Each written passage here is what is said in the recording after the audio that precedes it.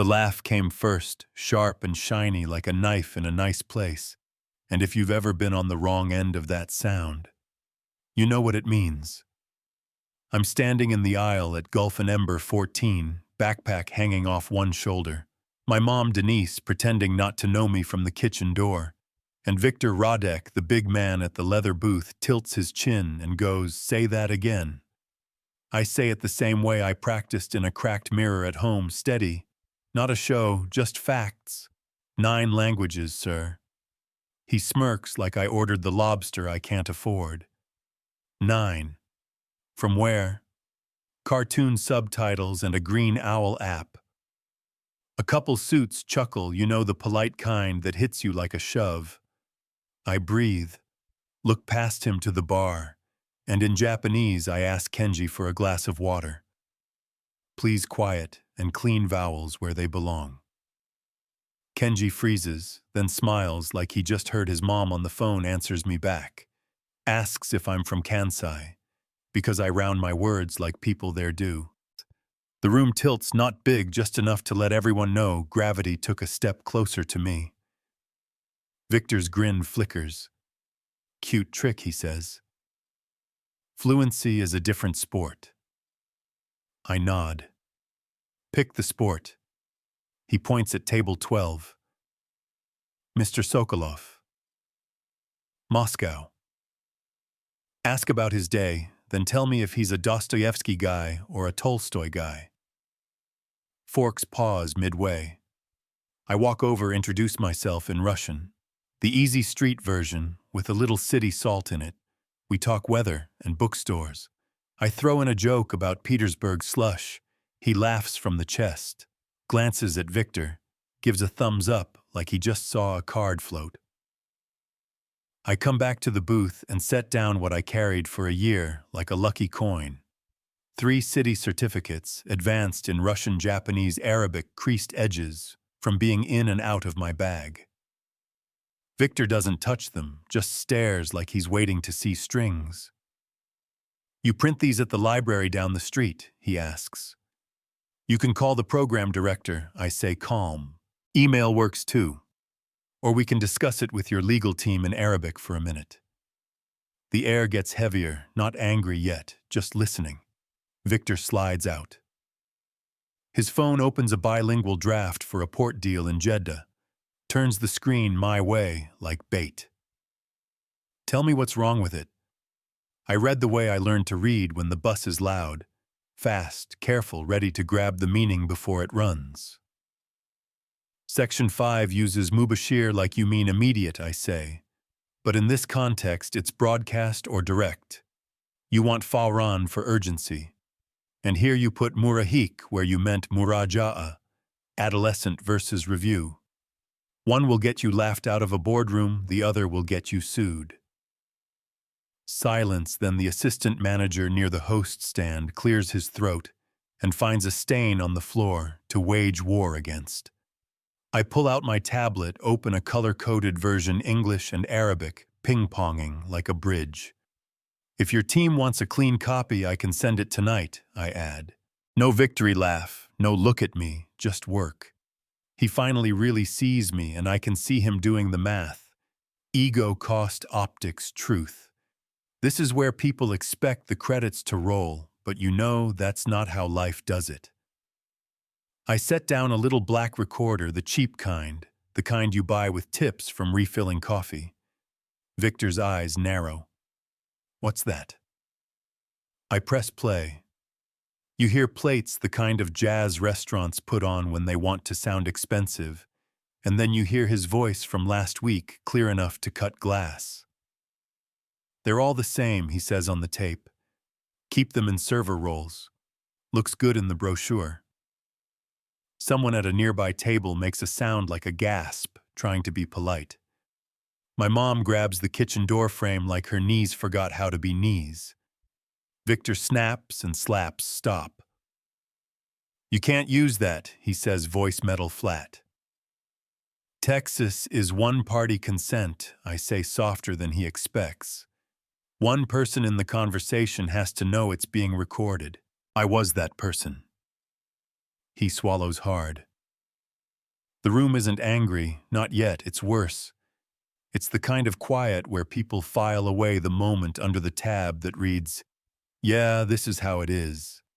I don't gloat. I never came here to dunk on a man and go viral. This isn't revenge, I tell him. It's accountability.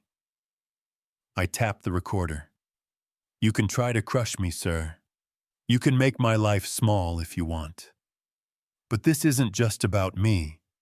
If I send this and your draft to the right inbox at 9 a.m., your board is on the phone by lunch. He studies me like a mirror he doesn't like but can't put down. What do you want? He says, not friendly, just focused. I pull a single page from my bag. Neat bullets, timelines, a fix, not a ransom. First I say, promote my mom to general manager of this location. She already runs it without the title. 5 years, no write-ups, staff retention vendors answer on the first ring. Put authority where the work already is. Second, create and fund the Denise Carter Fellows Scholarships for kids like me studying languages and business. Clear criteria, paid internships, mentorship that shows up start at 20 scale to 50 in a year. Third, bring me on part-time as a junior language consultant. Not as a mascot, scoped, deliverables, NDAs, no shortcuts. He isn't reading, he's weighing, and guys like him build boats out of numbers and hunches, but sometimes the current is stronger than both. I give him a rope. You were 16 when you got here, I say, voice easy, not a knife, now a flashlight. Didn't speak much English. Dad on nights at the refinery. Mom cleaning offices downtown. A neighbor handed you an old ThinkPad. A librarian let you sit behind the desk on her break so nobody hassled you.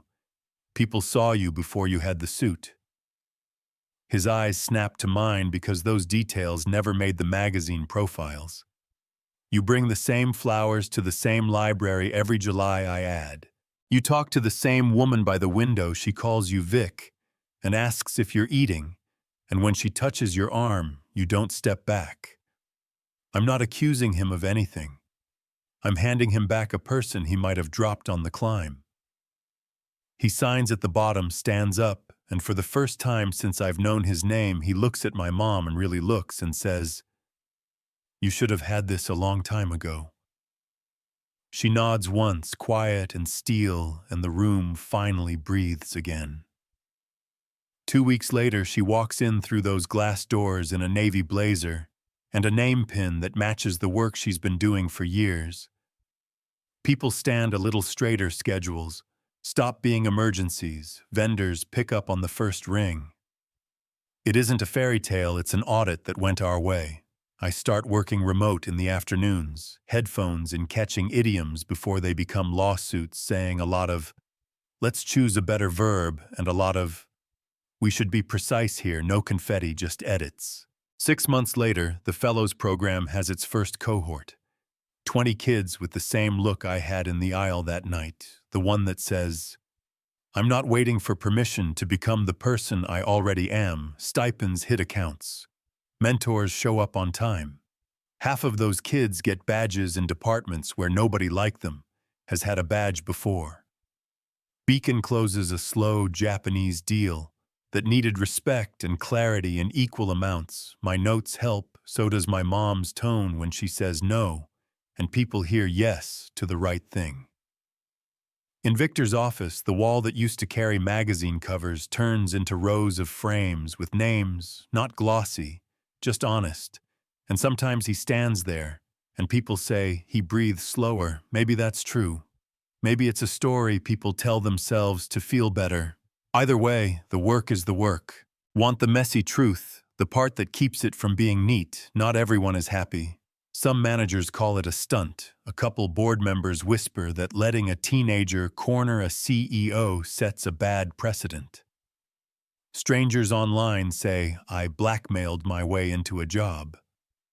Others say they've been waving their arms for years, and nobody listened until a kid pressed play. The truth sits in the middle like a chair nobody wants to admit is comfortable. You know what I mean? I don't clap back at any of it. I spend my lunch breaks inside the fellows' video rooms teaching kids that sounding native is a parlor trick and sounding clear is a weapon. They laugh at my bad jokes.